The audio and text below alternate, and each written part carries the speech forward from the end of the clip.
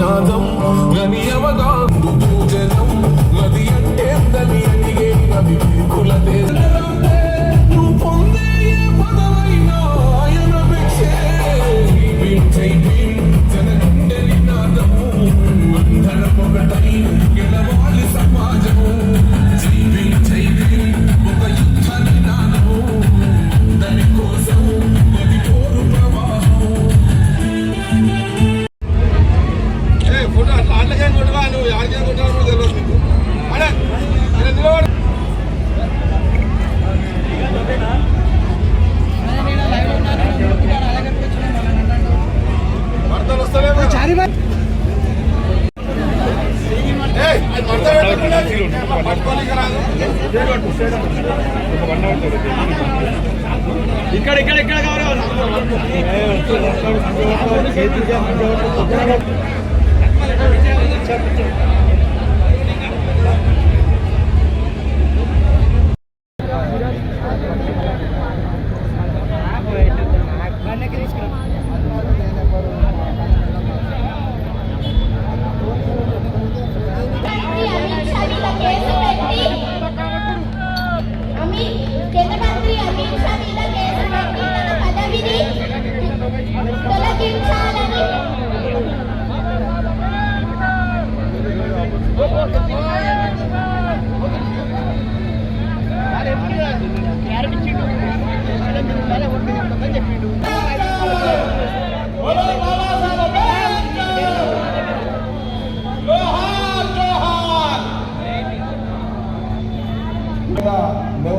రాహుల్ గాంధీ గారు పోరాటం చేస్తున్నారు.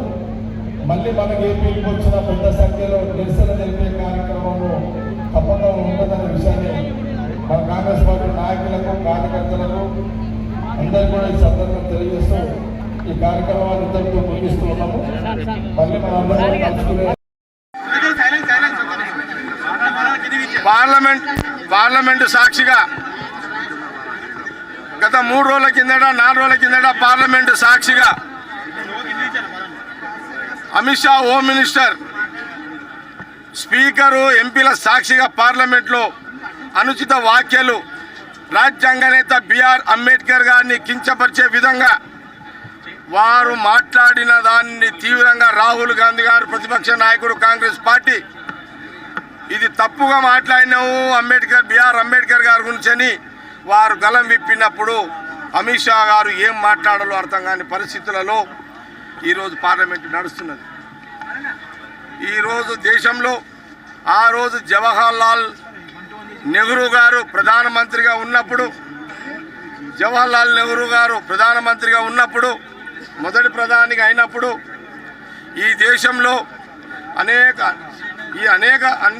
రాష్ట్రాలు, దేశంలోని అన్ని రాష్ట్రాలలో అన్ని భాషలలో సమస్త కులాలు, బీసీలు కానీ, ఎస్సీలు కానీ, ఎస్టీలు కానీ, మైనార్టీలు కానీ, ఆదివాసీలు కానీ, క్రిస్టియన్స్ కానీ, హిందువులు కానీ, ముస్లిం కానీ, క్రైస్తవులు కానీ సమస్త కులాలలో వాళ్ళు స్వేచ్ఛగా స్వాతంత్రం వచ్చిన తర్వాత స్వేచ్ఛగా జీవించడము, వాళ్ళ హక్కులను చెప్పుకునే విధానము, వాళ్ళు ప్రశాంతంగా నిద్రపోయే యొక్క పరిస్థితులు దేశంలో ఉండే విధంగా ఒక రాజ్యాంగాన్ని ఆ రోజు బిఆర్ అంబేద్కర్ గారు నిర్మించడం జరిగింది. ఆ రోజు జవహర్లాల్ గారు ప్రధానమంత్రిగా, వీరు లా మినిస్టర్గా అంబేద్కర్ గారు తీసుకురావడం జరిగింది. బడుగు బలహీన వర్గాల మహానుభావుడు, నాయకుడు ఆ రోజు బిఆర్ అంబేద్కర్ గారు సమన్వయం చేస్తూ ఎక్కడ కూడా ఇబ్బంది లేని ఒక రాజ్యాంగాన్ని తీసుకొచ్చారు. అదే ఆ రాజ్యాంగమే అన్ని రాజకీయ పార్టీలు కానీ దేశంలో అన్ని ప్రజలందరూ కూడా ప్రశాంతమైన జీవితాన్ని, స్వేచ్ఛా జీవితాన్ని గడుపుతున్నారు. మరి ఇలాంటి యొక్క మహానుభావుడు అంబేద్కర్ గారిని మరి అంటే అంబేద్కర్ రాజ్యాంగం అంటే అది ఒక కవచం లాంటిది, దేశ ప్రజలకు అది ఒక కవచం. అంబేద్కర్ రాజ్యాంగం దేశ ప్రజలకు ఒక కవచం. ఈ విషయాన్ని ఇంత ప్రజలు ఇంత స్వేచ్ఛగా ఉంటే అలాంటి మహానుభావుడిని కించపరిచే విధంగా, అవమానించే విధంగా అమిత్ షా హోమ్ మినిస్టర్ గారు పార్లమెంట్లో వారి గురించి అనుచిత వ్యాఖ్యలు చేయడం, అంబేద్కర్ గారి నుంచి చేయడము, అట్లాగే దానిని ప్రధానమంత్రి మోడీ గారు కూడా దాన్ని సమర్థించడం. ఒక హోమ్ మినిస్టర్ను అంబేద్కర్ గారిని అవమానించినప్పుడు ప్రధానమంత్రి మోడీ గారు కూడా దాన్ని సమర్థించడం ఇంతకంటే దుర్మార్గమైన ఇంకేమైనా ఉంటుందని. అందుకే రాహుల్ గాంధీ గారు తక్షణమే ఆయన వెంటనే మీరు తప్పు మాట్లాడిరు, ఈ దేశ ప్రజల యొక్క కవచం లాంటి రాజ్యాంగాన్ని అంబేద్కర్ గారు తీసుకొచ్చారు, దేశంలో అన్ని సమస్త కులాలు, సమస్త మతాలు ప్రశాంతంగా జీవిస్తున్నారు, అలాంటి మహానుభావుడిని కించపడే విధంగా మీరు మాట్లాడిన దాన్ని బేషరతుగా దేశ ప్రజలకు పార్లమెంటు సాక్షిగానే మీరు దేశ ప్రజలకు రాజ్యాంగ నేత అంబేద్కర్ గారికి క్షమాపణ చెప్పాల్సిందే. అప్పటి వరకు పోరాటం ఆగదని కాంగ్రెస్ పార్టీ ప్రతిపక్ష నాయకుడు, మా నాయకుడు రాహుల్ గాంధీ గారు పదే పార్లమెంట్లో మరి క్షమాపణ చెప్పేంత వదిలిపెట్టేది లేదని రాహుల్ గాంధీ గారు పోరాడుతున్నారు. ఈ సందర్భంలో మరి రెండవ రోజు పార్లమెంట్కి రాహుల్ గాంధీ గారు వెళ్ళడం జరిగింది. ఆ రోజు కూడా రాహుల్ గాంధీ గారు క్షమాపణ అమిత్ షా చెప్పాలి అంబేద్కర్ గారికి అనే ఒక నినాదమే కాబట్టి ఆ రోజు మళ్ళీ రాహుల్ గాంధీ గారు పార్లమెంట్లో మాట్లాడే అవకాశం లేకుండా వారు పార్లమెంటు గేట్లోనే రాహుల్ గాంధీ గారిని అడ్డుకోవడం, బీజేపీ ఎంపీలు ఆయన తోసేసి ఒక డైవర్షన్ అనమాట. అంటే రాహుల్ గాంధీ గారు మరి పార్లమెంట్లో పోతే అమిత్ షా మీద పడతాడు, ఆయన గురించి క్షమాపణ కోరుతాడు, అంబేద్కర్కి చెప్పమని చెప్పి అది మాట్లాడొద్దు రాహుల్ గాంధీ అంటే గేట్లో నాపాలని గేట్లు ఆపడం, బీజేపీ ఎంపీలు వారిని తోసేయడం, మళ్ళీ వాళ్ళే తోసేసారు రాహుల్ గాంధీ గారిని, వాళ్ళే రాహుల్ గాంధీ గారి మీద కేసు పెట్టడం. అంటే ఈ యొక్క అంబేద్కర్ గారిని అవమానించిన విధంగా మాట్లాడిన అమిత్ షా గారి యొక్క మాటలు డైవర్షన్ కావడానికి ఈరోజు రాహుల్ గాంధీ గారి మీద అటాక్ చేయడము, ఆయన తోసేయడం, ఆయన మీద కేసులు పెట్టడం, అంటే డైవర్షన్ కావడానికి బీజేపీ ఈరోజు ప్రయత్నం చేస్తున్నది. కాబట్టి ఈరోజు సంగారెడ్డిలో ఈ కాంగ్రెస్ పార్టీ కార్యకర్తలము, నాయకులము ఒక ర్యాలీ కార్యక్రమాన్ని, ఒక నిరసన కార్యక్రమాన్ని బేషరతుగా రాహుల్ గాంధీ గారి యొక్క డిమాండ్ ఏదైతే ఉందో అంబేద్కర్ రాజ్యాంగాన్ని కించపరిచే విధంగా మాట్లాడిన అమిత్ షా మోడీ గారు తక్షణమే క్షమాపణ చెప్పాలి దేశ ప్రజలకు, ఆయన మీద కావాల్సుకొని పెట్టే కేసులు కూడా ఎత్తివేయాలి అనే ఈరోజు సంగారెడ్డిలో మరి యొక్క కార్యక్రమాన్ని, ఈ నిరసన కార్యక్రమాన్ని చేయడం జరుగుతున్నది. రేపు అమిత్ షా క్షమాపణ చెప్పేవారు రాహుల్ గాంధీ గారి పోరాటంలో భాగమే వారి పిలుపుని అనుసరిస్తూ మేము సంగారెడ్డిలో ఎప్పుడు కూడా దేశంలో, రాష్ట్రంలో కాంగ్రెస్ కార్యకర్తలు రాహుల్ గాంధీ పిలుపు కార్యక్రమాలు చేస్తూనే ఉంటాము. ఈరోజు ప్రశాంతంగా నిద్రపోతున్నామంటే బిఆర్ అంబేద్కర్, బాబాసాహెబ్ అంబేద్కర్ ఆ రోజు జవహర్లాల్ గారి ప్రధానమంత్రి క్యాబినెట్లో వచ్చిన బిఆర్ అంబేద్కర్ తెచ్చిన రాజ్యాంగం మీద ఈరోజు ప్రశాంతంగా బతుకుతున్నారు. నేనైనా, నువ్వైనా, మోడీ అయినా, అమిత్ షా అయినా, ఏ పార్టీ నాయకుడైనా ఈరోజు ప్రతి ఒక్కరము కోడ్ చేస్తున్నాం, రాజ్యాంగంలో ఉన్న సెక్షన్లు కోడ్ చేస్తున్నాం. మీకు ఏదైనా కొన్ని తప్పులు జరిగితే మీకేమైనా నష్టమైంది కూడా కోడ్ చేస్తున్నాం. ఒక కులంలో కానీ, ఒక మతంలో కానీ, ఒక మహిళ కానీ ఏదైనా ఇబ్బంది కలిగితే రాజ్యాంగంలో ఉన్న సెక్షన్లను మనం కోడ్ చేస్తున్నాం. ఇలాంటి అవకాశాలు కల్పించిన మహానుభావుడిని కించపరిచింది కాబట్టి రాహుల్ గాంధీ గారు ఎక్కడ కూడా పోరాటం ఆపే పరిస్థితి లేదు అనేది మనము మీడియా ద్వారా మనం రోజు కూడా చూడడం కూడా జరుగుతుంది. పార్లమెంటు సాక్షిగా గత 3 రోజుల కిందట 4 రోజుల కిందట పార్లమెంటు సాక్షిగా Amit Shah home minister speaker ఎంపీల సాక్షిగా పార్లమెంట్లో అనుచిత వ్యాఖ్యలు రాజ్యాంగ నేత బిఆర్ అంబేద్కర్ గారిని కించపరిచే విధంగా వారు మాట్లాడిన దాన్ని తీవ్రంగా రాహుల్ గాంధీ గారు ప్రతిపక్ష నాయకుడు కాంగ్రెస్ పార్టీ ఇది తప్పుగా మాట్లాడినావు బిఆర్ అంబేద్కర్ గారి గురించి వారు గలం విప్పినప్పుడు అమిత్ షా గారు ఏం మాట్లాడాలో అర్థం కాని పరిస్థితులలో ఈరోజు పార్లమెంటు నడుస్తున్నది. ఈరోజు దేశంలో ఆ రోజు జవహర్లాల్ నెహ్రూ గారు ప్రధానమంత్రిగా ఉన్నప్పుడు మొదటి ప్రధానిగా అయినప్పుడు ఈ దేశంలో అనేక రాష్ట్రాలు దేశంలోని అన్ని రాష్ట్రాలలో అన్ని భాషలలో సమస్త కులాలు బీసీలు కానీ ఎస్సీలు కానీ ఎస్టీలు కానీ మైనార్టీలు కానీ ఆదివాసీలు కానీ క్రిస్టియన్స్ కానీ హిందువులు కానీ ముస్లిం కానీ క్రైస్తవులు కానీ సమస్త కులాలలో వాళ్ళు స్వేచ్ఛగా స్వాతంత్రం వచ్చిన తర్వాత స్వేచ్ఛగా జీవించడము వాళ్ళ హక్కులను చెప్పుకునే విధానము వాళ్ళు ప్రశాంతంగా నిద్రపోయే యొక్క పరిస్థితులు దేశంలో ఉండే విధంగా ఒక రాజ్యాంగాన్ని ఆ రోజు బిఆర్ అంబేద్కర్ గారు నిర్మించడం జరిగింది. ఆ రోజు జవహర్లాల్ గారు ప్రధానమంత్రిగా వీరు లా మినిస్టర్గా అంబేద్కర్ గారు తీసుకురావడం జరిగింది. బడుగు బలహీన వర్గాల మహానుభావుడు నాయకుడు ఆ రోజు బిఆర్ అంబేద్కర్ గారు సమన్వయం చేస్తూ ఎక్కడ కూడా ఇబ్బంది లేని ఒక రాజ్యాంగాన్ని తీసుకొచ్చారు. అదే ఆ రాజ్యాంగమే అన్ని రాజకీయ పార్టీలు కానీ దేశంలో అన్ని ప్రజలందరూ కూడా ప్రశాంతమైన జీవితాన్ని స్వేచ్ఛా జీవితాన్ని గడుపుతున్నారు. మరి ఇలాంటి యొక్క మహానుభావుడు అంబేద్కర్ గారిని మరి అంటే అంబేద్కర్ రాజ్యాంగం అంటే అది ఒక కవచం లాంటిది, దేశ ప్రజలకు అది ఒక కవచం. అంబేద్కర్ రాజ్యాంగం దేశ ప్రజలకు ఒక కవచం. ఈ విషయాన్ని ఇంత ప్రజలు ఇంత స్వేచ్ఛగా ఉంటే అలాంటి మహానుభావుడిని కించపరిచే విధంగా అవమానించే విధంగా అమిత్ షా హోమ్ మినిస్టర్ గారు పార్లమెంట్లో వారి గురించి అనుచిత వ్యాఖ్యలు చేయడం అంబేద్కర్ గారి గురించి చేయడము అట్లాగే దానిని ప్రధానమంత్రి మోడీ గారు కూడా దాన్ని సమర్థించడం.